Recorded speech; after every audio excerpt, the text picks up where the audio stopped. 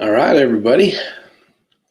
Hello, and welcome back to Digital Cover. Appreciate you showing up. Do a couple little administrative skill things here, and then we will get started. Give you guys time to get a notification. All that fun, crazy stuff that's got to happen.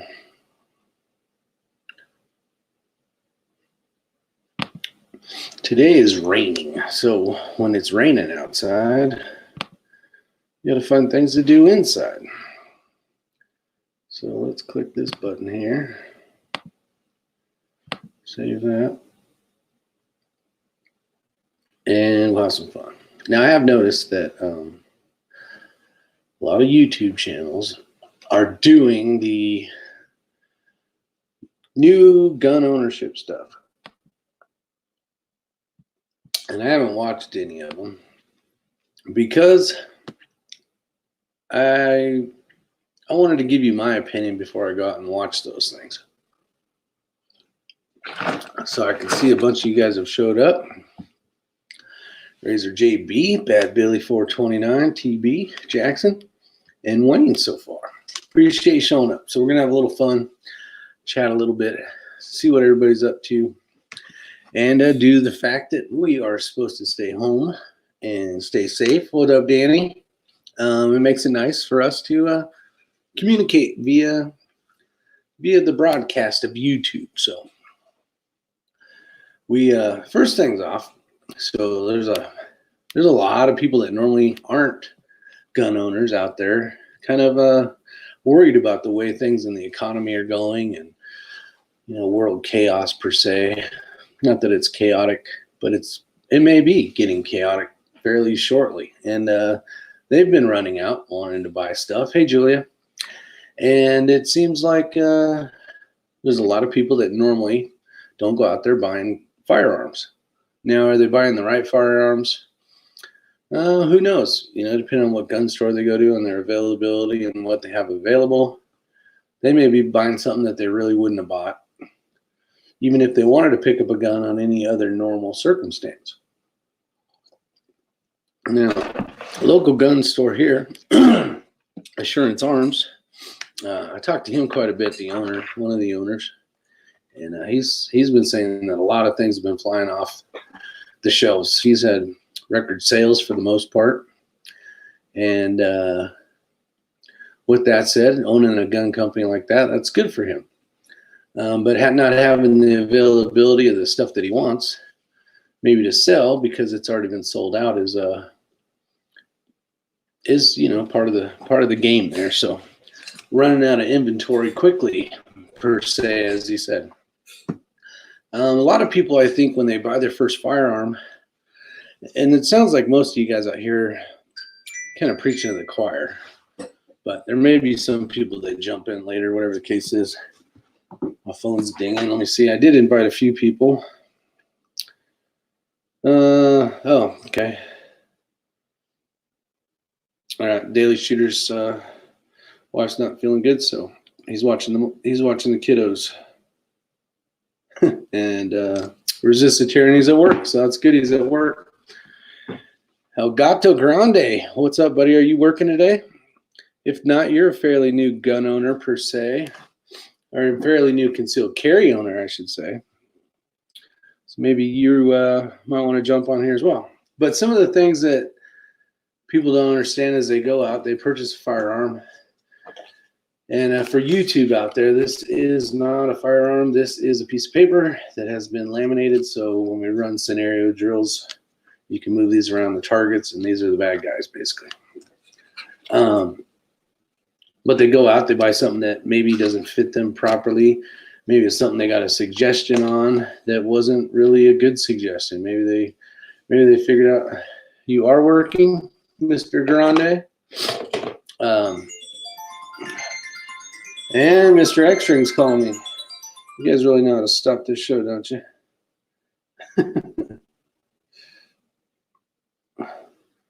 Text him, tell him we want to chat. But we get so said firearm, right? It might not be the caliber that you wanted because you went out there and you purchased a firearm that And I'm talking basically to new people. They bought a firearm that isn't a caliber that they would have normally bought, but it was what they had at the store. And for most purposes, anything is better than nothing. So some of the things that they may, I should say, not understand is how to utilize the firearm. Right now with YouTube, I can't really sit here and how to break apart a firearm or to be safe with it, but the general rules, right? We always point it in a safe direction. We always make sure that we always feel and pretend that it's always loaded, so we take very well care of it, and we always check it before we do anything, and so on and so forth, and aim it in a direction safe and all that kind of stuff. But the new owners will they're going to come to a thing called holsters. And I know most of you guys out there have the same big old bucket of holsters that I have. Everything from inside the waistband holsters to, different race harness belts kind of stuff, depending on what you're shooting and what kind of competition you're shooting kind of stuff. But the holsters, retention, and all that kind of stuff. So you guys down in the comment section, you can always put in the information, because as people watch this later on, they're gonna read the comments, and a lot of you guys out there being longtime gun owners definitely have great information as well. So don't feel that I'm the only one giving the information. You guys are here as well to help inform the people that may watch this later. TB says, I tell all the new gun owners to be able to choose a firearm, they need to go and shoot several guns and see which ones that fits their hand. See, this is a great comment. Years back, I used to tell people, try to go to a range that had a great selection of firearms that they could rent, because you may pick up say an M&P Shield, and you may say, depending on if you're large, big old hand, or if you got a moderate size hand, you may say, oh, that's too big, too small a hand, and you can kind of move on. A lot of times people will get what their buddy has, and it won't work well. I could say, me personally, my carry gun right now is a P365 made by SIG. You've heard me say it in the past. I hate SIG. I don't like their firearms for the most part. They do make well quality guns, but never really was a big SIG fan. Shot this 365. I like the way how it felt in the hand. It felt like a full-size firearm that was a lot smaller and compact and easier to carry, easier to conceal. And that X firearm may not be what the other Joe Schmo needs. Glock 43 is a good carry gun. The round capacity, I think, is a little light, especially now with the Hellcat and the P365 out there. There's better options that holds more rounds. You can always put base plates that add more rounds to it. But so what he had said is a great comment. Let's see. Choose a firearm they need to go shoot. Yeah, get out there and shoot them. Summer's a Glock 27. So a Glock 27 is a short frame Glock. It's basically this, but it's in a 40 cal. I own one of those. I actually sold it the other day, and the thing kicked like a mule. I did not like it. I used to shoot a ton of 40. 40 was one of my favorite rounds to shoot, but when you put it in a Glock 27, it sucks for shooting. It's very abrupt recoil per se. I've shot bigger calibers, but it was just not fun to shoot at the range. There's a lot more options out there. 45 Auto's got a drawer full of holsters as well. I got a few as well, my friend. Danny Young's at Southpaw. Some holsters have a special orders. Very true. And most holsters are for right-handed people. I don't know what the percentage is, but I do know that there is more right-handed shooters than there is left-handed, and that makes it a little bit harder for someone to find the right holster as well. A lot less options per se. So this one here, so you got this one. Let me double check. This is a Blackhawk. I was calling it a block. This is for a Glock, and this has a little button that you would push. And I have a little wedge in here so that you can just put the firearm in and not have to use it when I was shooting competition stuff with it. But this is also a hindrance. This also tells the new gun owner, right? People have shot in their leg. They have a couple of videos. There's one video out, cowboy dude, where you'd draw the holster, because you basically put your finger along here and you got to hit the button to release it. But when he did that, his booger finger actually went into the trigger as he was drawing, and he shot his leg. So there was kind of a lot of people shying away from this one. Now, any holster can be unsafe, but you just need to be able to train with your holster, preferably with no live ammo in it, until you get your drawdown. Some of these are more complex. Let's show you my 3-gun rig.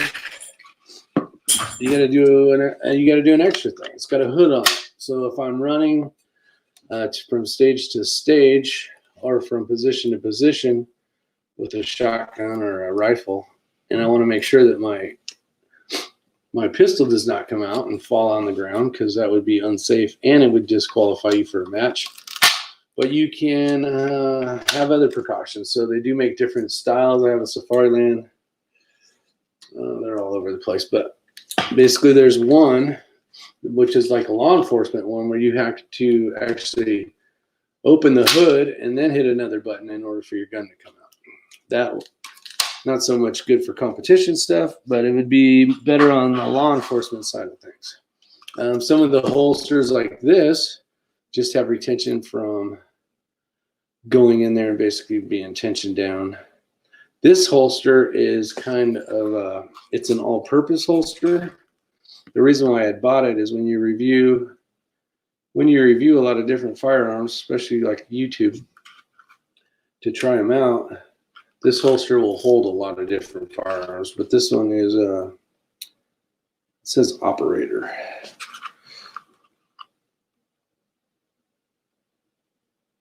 What the hell does that say? I got old man eyes right now. Well, I got old man eyes all the time. I don't know what the hell it says. It says something in there. But I had bought it at a local gun store, and it works well for different firearms. So you can put a lot of different models in here, depending on what you got.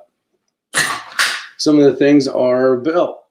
A lot of people do not have a belt that has enough rigidity on this. So like this is a 511 tactical belt, and basically this is just suspends it from your waistline like any other belt would. But when you have a lot of weight, say a pistol and some extra mags and that kind of stuff, you want a belt that you have a tough time squeezing. Now this one I would even consider a little soft for a gun belt. This is kind of a rigger's belt for a rope rescue-y kind of stuff. Has Velcro on it. It will work, but there's belts that are a lot stronger. There's belts that have, like the inside of here, inside of this basket weave is like a polymer. Very heavy duty. It will not fold. You could step on it. You could probably drive over it, maybe. Now you can kind of see right here. But you can see that that's just a big, heavy, thick piece of plastic in there. This isn't something you're going to go run around with and utilize it as a belt. This has an inner belt of Velcro that you put inside your waistband. And then the other one just kind of goes on. This is more for like a competition style.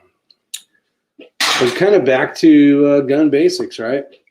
This is a video on stuff that people need as new gun owners. So let's get back into the weeds. So you want to be able to lock your firearms up.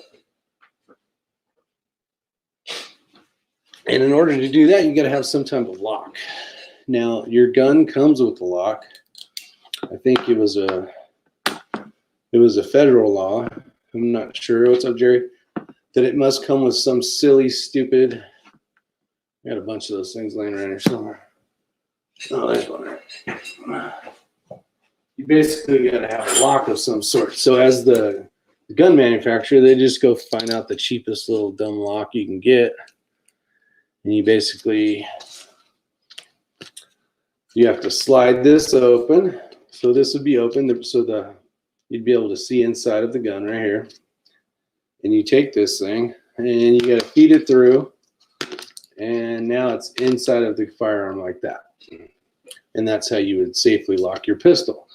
Now these things suck, and you got to figure out the key. One of the things that I am a big fan of is not having a key.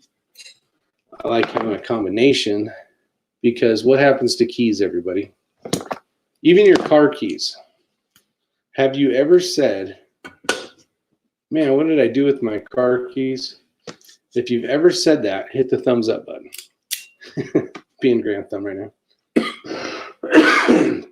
But a very inexpensive, cheap, not even my favorite, but I use these every once in a while. What's up, Keith? What's up, Mike? Is this type of lock. So inside of the trigger, you have this lock. Where the hell is the camera at? All right, so you have it in an unlocked position. You put firearm in there. So now it's around the trigger. You put the other side on, and you would squeeze these together. You flip it over, and then you scramble the numbers. Now you have a pistol that.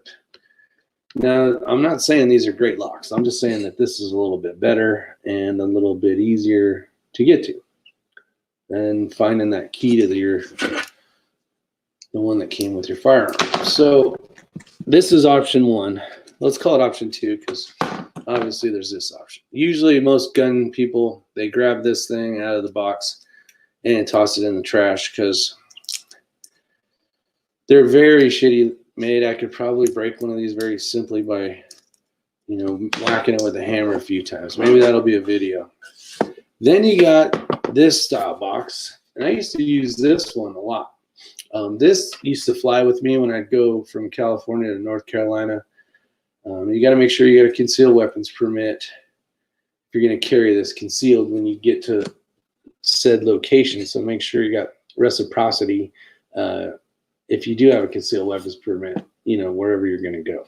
Double check that. Don't listen to this guy. He's a gun knob. The one thing, what's up, Matt? I sent you a link, jackass. Is this one has the 3-digit code. Now you got ones that have a key. Here's one with a key. I have a couple of these, but it seems like I can never find the key to this damn thing when I want it. So I don't utilize this one as much. The thing nice about this style is, let's say you had to go to that horrible store that will not let you carry, and you really weren't going to carry, right? Say you had to go into a post office, or it depends on your local jurisdictions, but let's just say you had to go to court for jury duty. Now, more than likely, depending on where you live, you are not going to be able to, unless you're some type of law enforcement, be able to carry your firearm, so you need to lock it up. So these are kind of nice because you can lock it up. It has a cable that you run through here, maybe underneath your seat mount, and then you have a pistol that's actually secured into your vehicle. Most bad people will get their firearms by breaking into cars, breaking into your home while you're gone or there, and that's where most of they get their firearms. So us as good law-abiding citizens per se, we want to make sure that our firearm doesn't get taken from our possession. So now, I think 45 would ask, can you take your firearm with you when you go to California? Not anymore, actually. My CCW for California expired. I basically had given it back to them via when I got my new license in North Carolina. So the answer to that is no.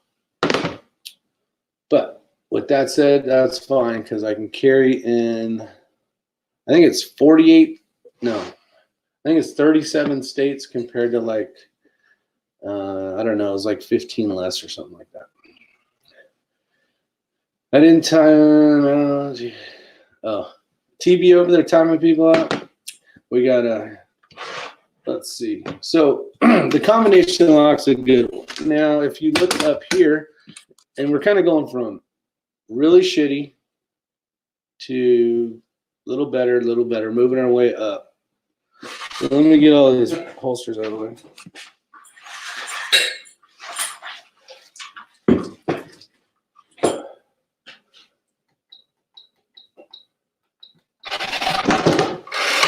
All right, so I'll open that up. Okay, so then you have different types. So right here it's lit up. So I just opened it, I lit it up. This is a lot better built mount. This is a mount you can actually mount to a vehicle if you wanted, and also take it with you. You can hit this button right here. I don't know if I'm shining in the right location, but this whole locking system will come out. This one is on a code as well, but you can close it up. You don't have to worry about small children trying to get into it, and it's definitely a bonus. Now, I have had that one for quite a few years. I had that when I lived in California, and it's a good unit. You can mount it, like I said, to a vehicle. You can mount it to a cabinet, whatever the case is.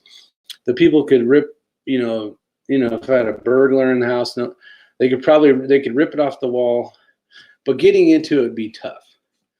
To access it, you can have, I think it is 4 to 10 code. So you're basically, there's a 1, 2, 3, 4 button. You put in your own code, whatever you want, and you can get to it. What are buttercups?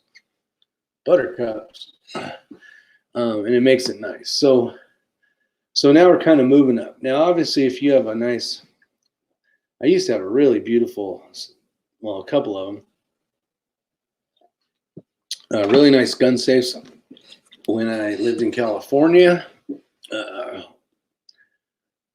So you could always go to that, right? So you can go from this silly little thing to the, move your way up like we talked about.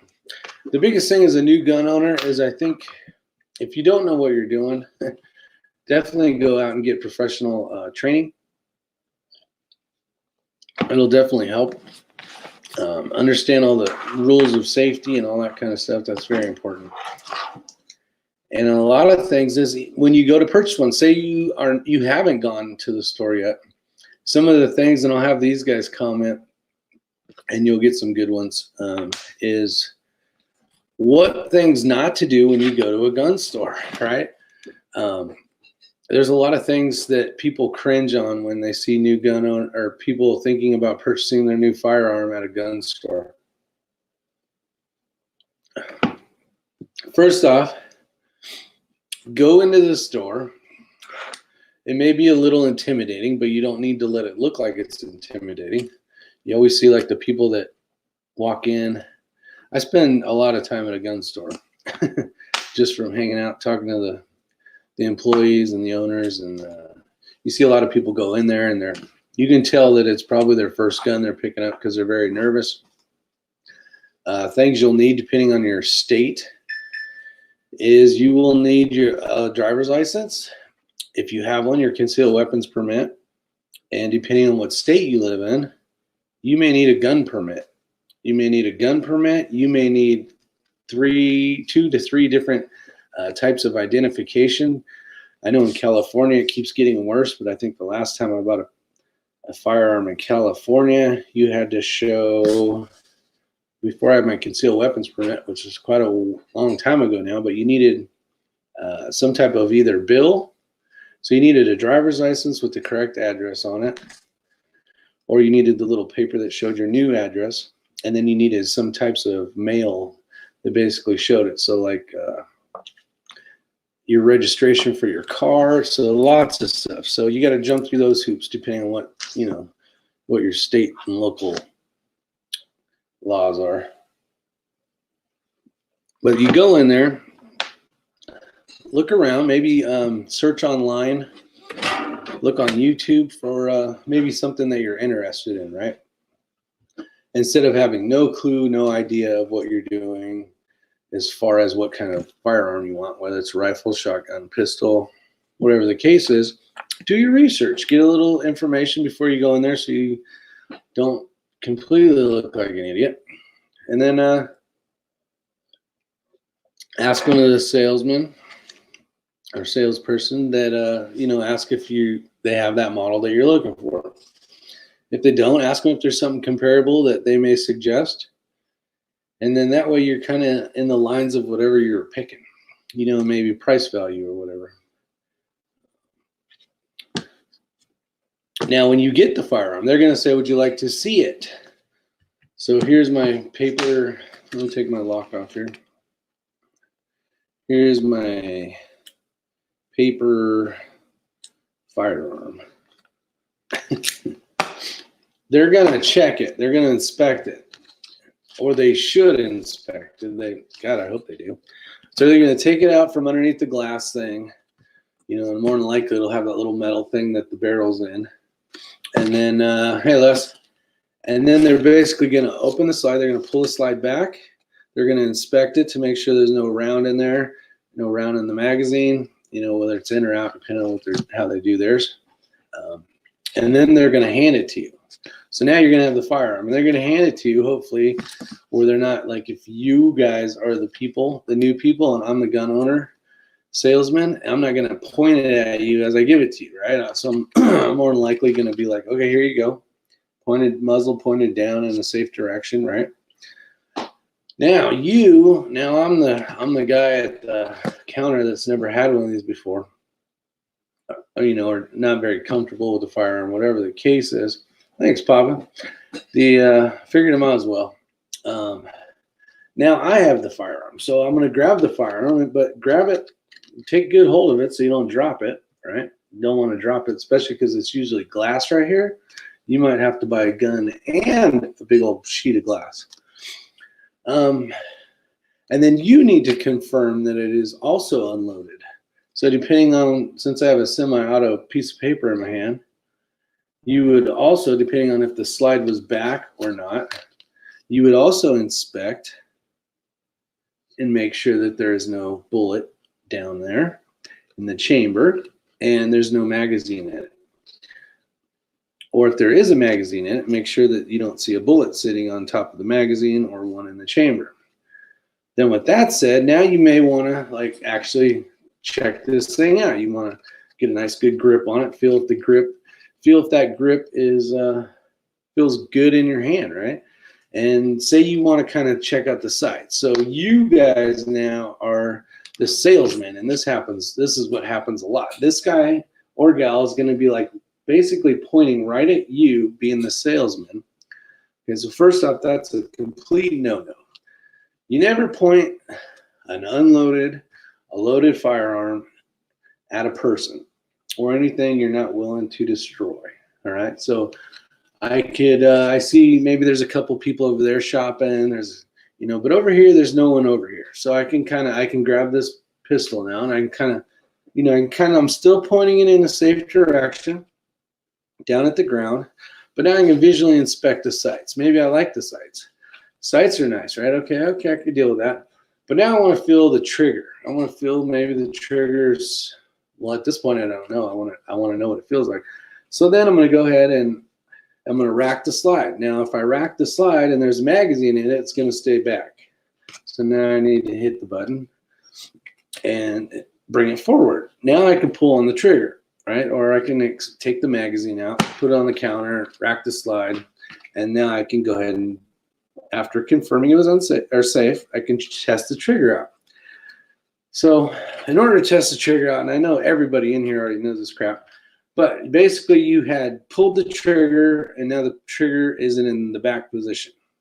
So I'm going to hold it back still. I'm going to rack the slide and then I'm going to let the trigger go forward till I hear a reset or feel a reset. Click. And then I can go ahead and pull the trigger again in the safe direction and see what it feels like. Now, some guns have horrible triggers. And when you have a horrible trigger, it will impact your ability to shoot a nice consistent group, especially for a new shooter. Now, a really heavy trigger will make it harder for you to probably hit the point of impact that you're aiming at. But maybe that's the pistol you want, and you feel that you're going to go ahead and fight through that, pretty tough trigger. And the gun the gun isn't the problem. It's just you haven't had enough time and training behind it. And we put stuff and we get trigger kits and all this stuff, but the best shooters out there can shoot any trigger. They can shoot a horrible trigger or a good trigger.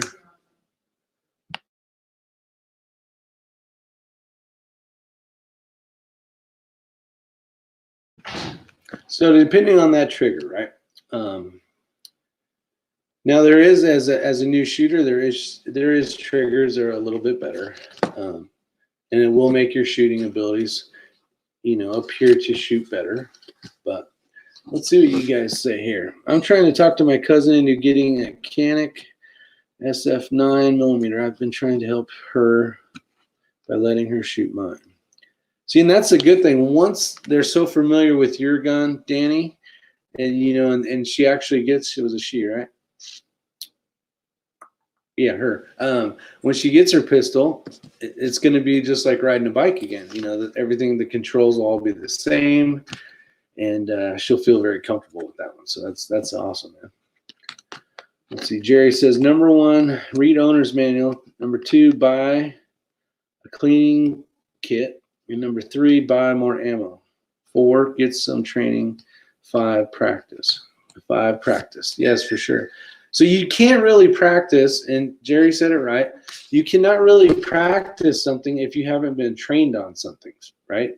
So in order to practice something, you must train on it. So you go and you get trained by an instructor or a confident family member, someone that, that's been shooting for a long, long time, that feels very comfortable and confident with helping you out. Or even better, go to a paid, instructor. That's their profession. That's what they do. That's their job. Go get training from them.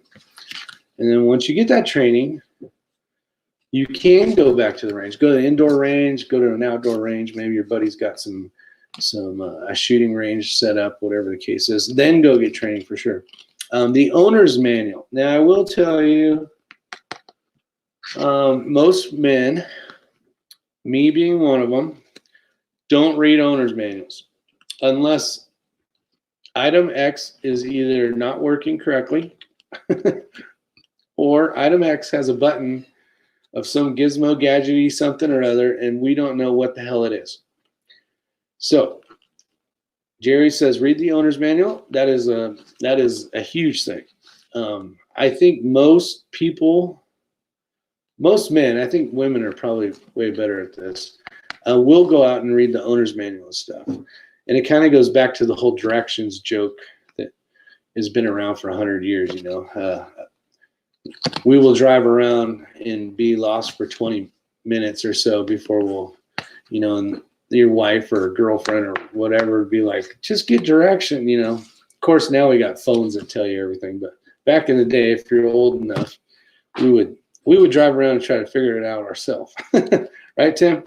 Some guys' stores have trigger locks on the gun, not allowing you to pull the trigger. Okay, I've never come in contact with one of those. So that's good to know. Tim's basically saying these kind of trigger locks. So they'll hand you the firearm. Basically, for that point, it's been cleared and everything. They got the lock on it. And they'll hand you the gun that way, and it has a trigger lock on it. I think I'd be a little bummed because I like to see what the trigger is on those as well. So that would be a bummer for me. Let's see. So moving on, what are some good things we should teach these new gun owners to think about? Holsters, until you guys come up with some answers, I'll talk about holsters a little more. Holsters are like a wallet. Everybody has their own opinion on comfort of a wallet, size of the wallet, shape of the wallet, where they want to put the wallet. What's up, OCD? How you doing, my friend? Some people do carry a wallet in the front, nice thin one, which is probably smart and recommended, especially by a back surgeon, because I have a big a larger wallet, you know, and it has my ID and I have a badge in there for the fire department and all that stuff. And it does get pretty fat sometimes, but sitting on that thing for long periods of time is uncomfortable. Well, so is the holster. So depending on where you place the holster, and for those of you that, and everybody out here already knows, but you basically are a clock, right? So your clock. I'm sitting like this, but I'm going to flip it. Kind of like, is your 6 covered, right? The 6 on me is my back. So is your back covered, right? And it's kind of a military term or whatever, police term or fire department term is more or less, but is your ass covered? Well, 12 o'clock is the front of you. So I'm pointing at 12 o'clock right there. And then I got 3, which may be opposite of you. And then I got 6 behind me and 9 over here. So when people talk about positions of carry, they may say, I carry my holster at my 3 o'clock, which would be my right hip, depending on if you're, well, it'd be only, whether I was right-handed or left, it wouldn't matter. It would be right here. If I was a lefty, I would be at my 6 o'clock. Or not my 6 o'clock, my 9 o'clock. So some people carry an appendix, which is basically 12 o'clock or maybe 1 o'clock to be on just the right side of the button. So depending on what you're carrying. But for the most part, a new gun owner is going to have an outside the waistband holster that's kind of set up for the range so they can go out and train with it. And just so you know, a lot of ranges will not let you draw from the holster. So you got your gun in the holster, right? You may not be able to be allowed to draw from your holster inside of a shooting range just due to the fact of liability. Now, if you've been going there 100 times and you know the owner and maybe it's a slow day, he may let you do it, but maybe not. Wallet in front pocket, holster, appendix. There you go. Yeah, I'm trying to look into one of those thinner wallets, you know, that's a little clamshell thing. I think for the most part I could use one of those. I think only when I fly to California would I need the other one, but and it's a good thing, especially for guys, because man, sitting on them damn rocks for hours on hours is annoying as hell. What's up, Lead Mining 44, buddy? How are you, my friend? How's your cup holders? Your koozie. What the heck are those things called? Little suckers. So dry firing, let's do dry firing real quick. Dry firing is probably the most, hold on, let me put my password into this stupid damn computer. Dry firing is probably a very, very underrated, it's probably one of the best training tools. I think if you talk to a lot of professional shooters that do competition, they probably, if there was 1,000 rounds, they probably shot just as many or more dry firing. I know, like the Humble Marksman, he does a lot of dry firing in his garage because it's cheap. You don't have to pay for the ammo. There's training tools like I think I got it right here. And this thing's actually cool. This is the 10X. So one of the things that they changed on this compared to the old one is it actually has your draw now motion.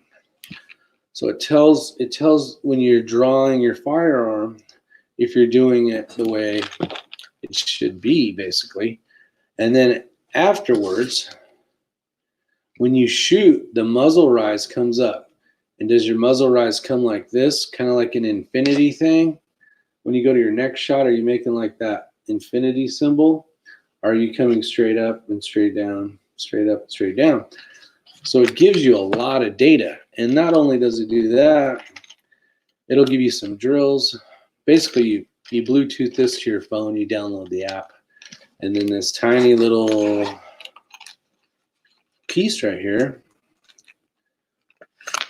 goes onto your pistol, rifle, shotgun. This does work for rifle. It does work for pistol. One of the things I used to use this for was I would dry fire my 6.5 Creedmoor. I'd put it on there, and I was doing testing with loading the bipod not loading the bipod. So you can, if you think out of the box with that thing, you can really see the difference. Trigger placement on the trigger is a big thing. A nice, depending on who you are or how you say it. Some people squeeze the trigger, some people pull the trigger to the back. But any little inconsistency, that thing just picks up any minute little movement at all. So drawing the holster is really cool. That's a big bonus. And then being able to see what your sights are doing.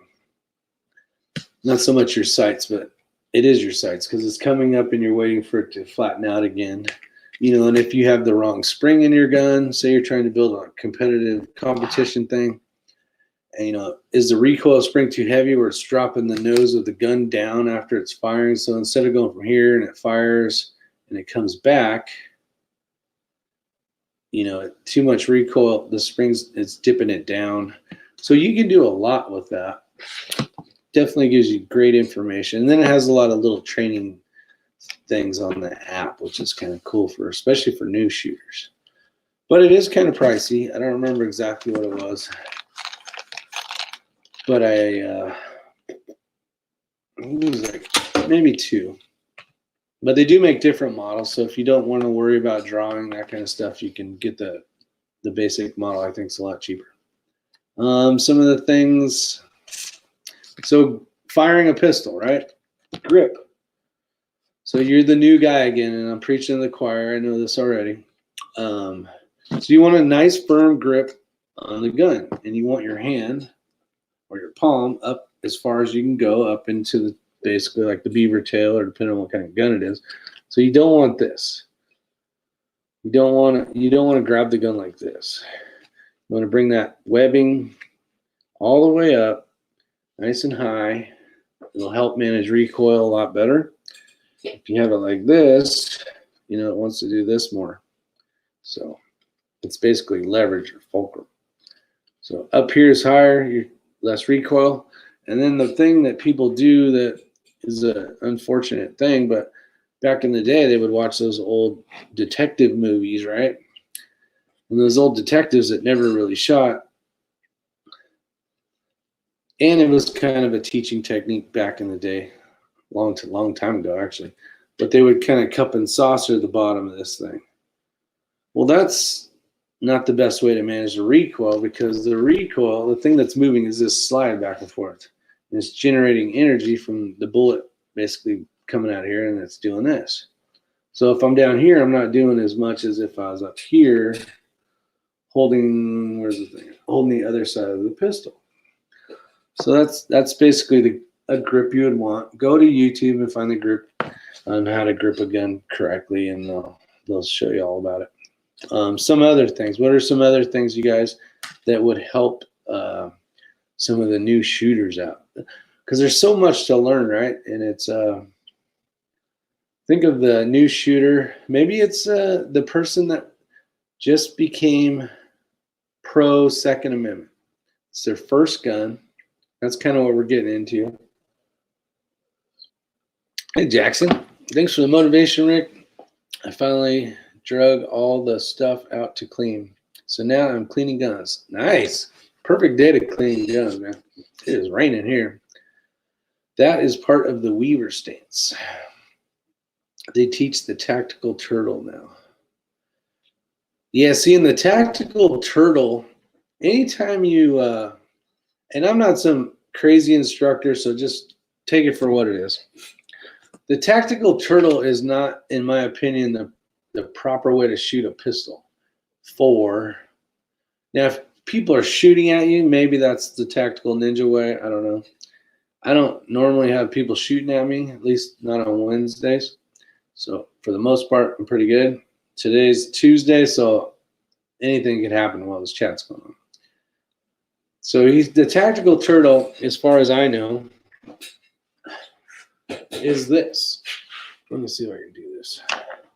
So most people will basically bring their shoulders forward and their head down, and now I'm kind of hunched over, right?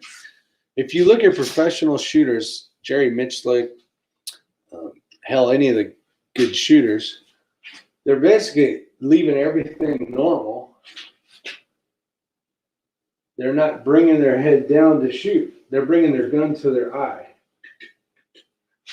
And that's this is the tactical turtle thing. So now you got all these muscles that are cramped up, basically in a position that isn't normal, doesn't feel right, you don't normally sit like this and walk like this all day, do you?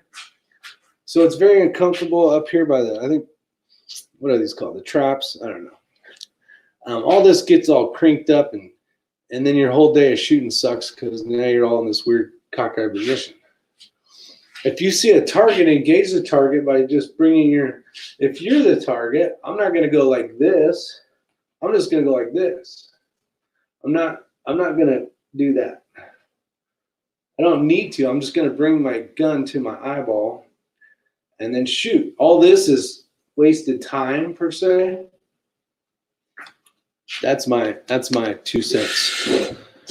And you can shoot a lot longer all day and not be all. Just do this right now, and you'll notice that, at least right now, I got muscles in my back. I can feel up through here sucks. Very uncomfortable. You do want an aggressive, like, posture where you're basically managing the recoil, but the tactical turtling, I would not teach. And I used to shoot that way, because that was the way I was taught. But in my mind, just bringing the gun to your eyeballs is easier, and you're not all torqued up. So when you get ready to transition to another target, you don't have to basically fight all that. So anytime I'm moving my arms instead of my hips, I gotta, if I do this, of course I'm on a chair that swivels, so that isn't right. But if I'm standing up and I do this, I got more kink here. So the tactical turtle. Tim, do you shoot like the tactical turtle? How many of you guys shoot tactical turtle wise? Thanks, Danny Young. I appreciate that. Yeah, X-Ring's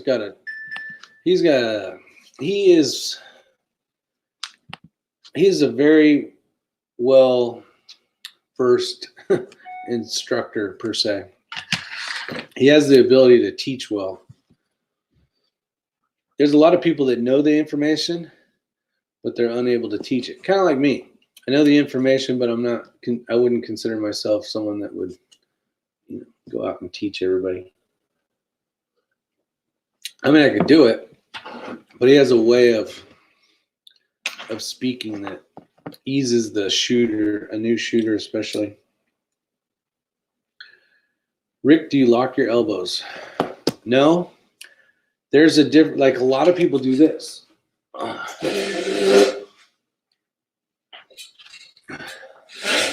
lot of people go all the way out where this kind of hinges in like this, locks in. You will probably see me shoot like that sometimes, but Ray always tells me I need to bend my elbows more. When you bend your elbows more, it's not this, right? It's this. So you got kind of a spring in there as you're shooting a recoil.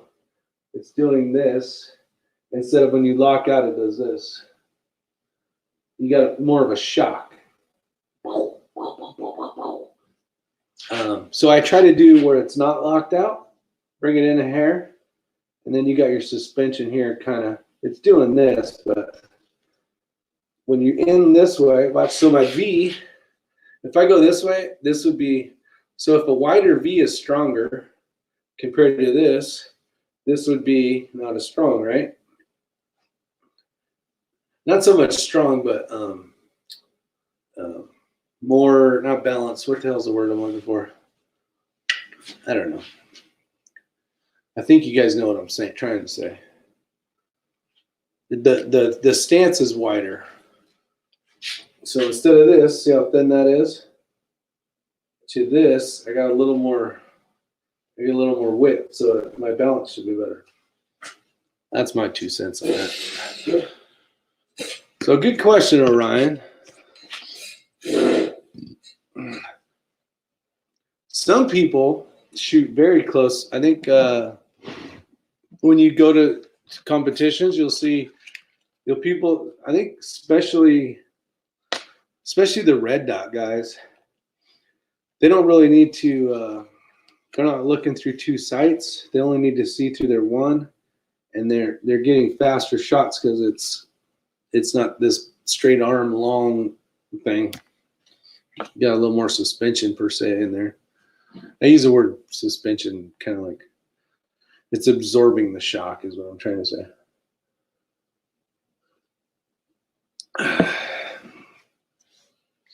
Okay. Tim says he learned the Weaver when he was in the military. Yeah, and shooting competition, guys, and being in a real gunfight is a completely different thing, obviously. So the tactics, strategies, all that kind of stuff are completely different than some guy just trying to sport game, between barricades and try to get all the targets in a fast, rapid succession, basically, where the other end, the real world tactics, strategies is going to be completely different. The stuff competitive shooters do. And I got to say that I think competitive shooters, to a certain point, if you do both, it can definitely help you because you shoot faster if you're accurate, and you can transition from target to target well. But the problem is if you get someone that just does competitive shooting and you had to put them into that atmosphere, there would be a lot of ways that he or she would get shot and injured that they probably didn't need to do. One's a sport, guys. One's a game. It's go have fun. And then the other one is the whole practical. You want to go home. You want to come back to your family and stay alive and stay safe.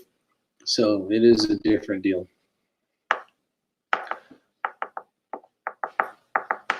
What are we at? We're at an hour already. So with that said, I'm going to end this at an hour, so like in 8 minutes.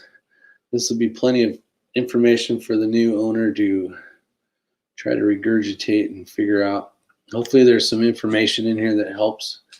And I think key takeaways from this is do your research before you go and get a pistol. Get some type of professional training. Go get some ammo. Do a bunch of dry fire first. Get used to the trigger. Understand the trigger. Get some type of cleaning kit if you don't have anything. This is for the new gun owners, guys. And then go practice. Definitely go practice and practice a lot. And then one of the biggest training tools that is probably not utilized correctly, I shouldn't say correctly, but not utilized enough, is actually training snap caps. Have your friend load your magazine for you. And you will see, happens to me all the time. I will be firing. Bang, bang, bang, click. But I'm trying to take that recoil into consideration prior to the shot going off. And I'm dipping the end of the muzzle down, trying to counterbalance my next shot. And there is kind of a difference between someone flinching and like a competitive, basically getting that thing ready. Rob kind of did a video, Pop's Quest, on that. But most people, new shooters, will flinch. It's just there's an explosion going on in your hand. It's a controlled explosion, but for especially the new shooter, it's a new thing. You got this, this weird metal and plastic object in your hand, and it's basically blowing up. And inside of here is an explosion going on. So a lot of people will flinch. So snap caps will make it where if I'm shooting, bang, bang, bang, click, right? Now I can practice, like a tactical malfunction, right? So I can rack it, or I can basically smack it and rack it, and try to get back into the fight. So I cleared the round, bing, bing, bing. I'm shooting more, and then another snap cap comes up, and I just keep practicing, getting that ingrained into into your head. Trying to start off doing crazy fast reloads isn't going to help you because you won't be able to shoot where you're hitting. So you are going to need to reload. But if you just practice the shooting portion more than you practice the mag reloads, you'd probably hit your target and you wouldn't have to worry about it. I had to sneeze. I found people that have been in a lot of a lot of gunfights give better classes than a competitive shooter.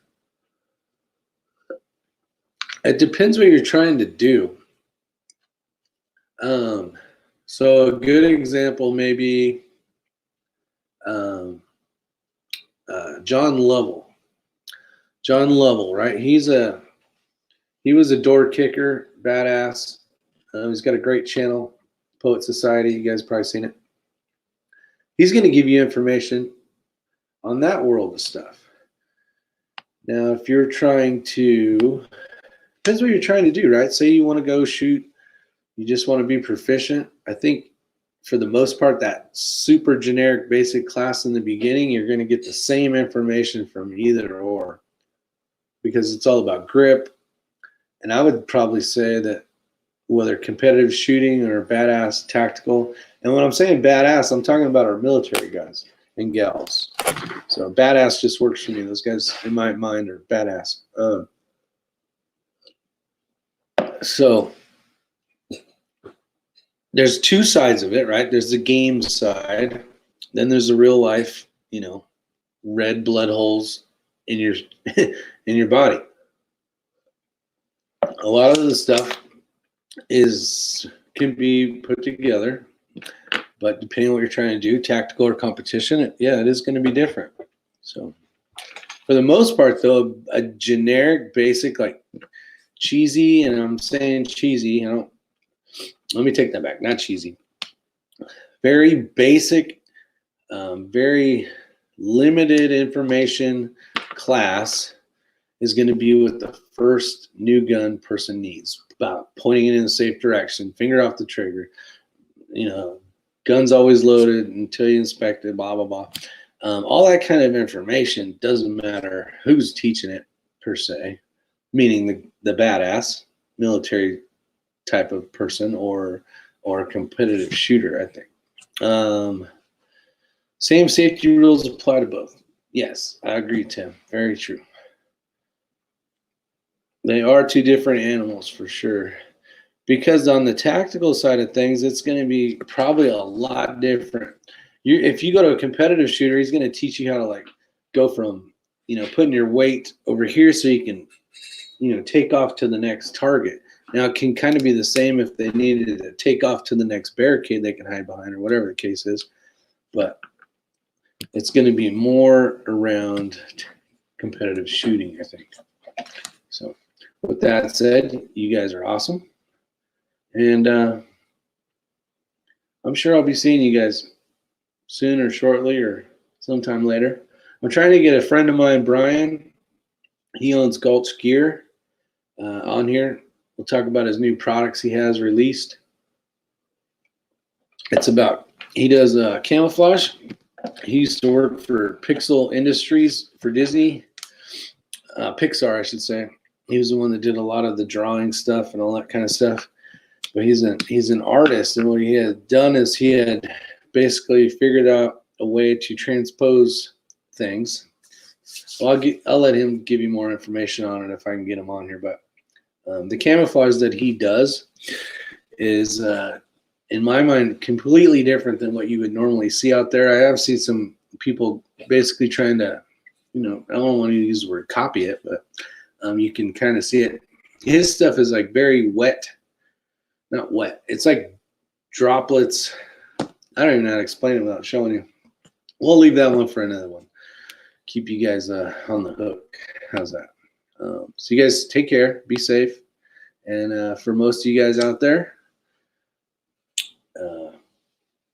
try to stay away from everybody right now. Am I going live tonight? Jerry Parker. I'm going to go live tonight just for Jerry Parker. I might even call it the Jerry Parker Show.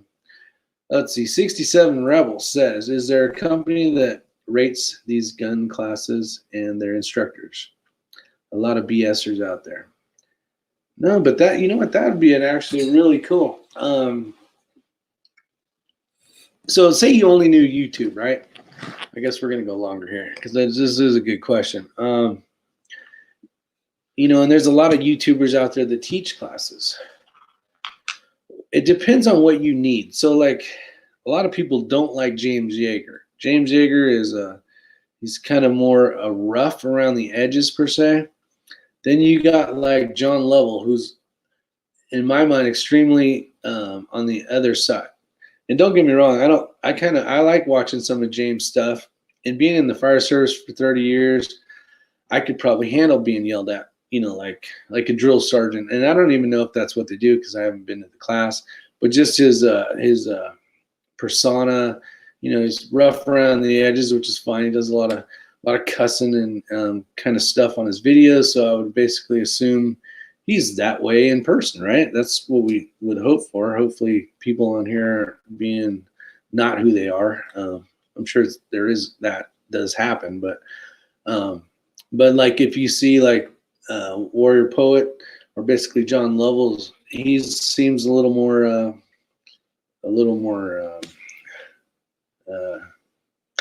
redefined, more smooth around the edges, maybe a hair more professional in one way of basically being able to speak to people.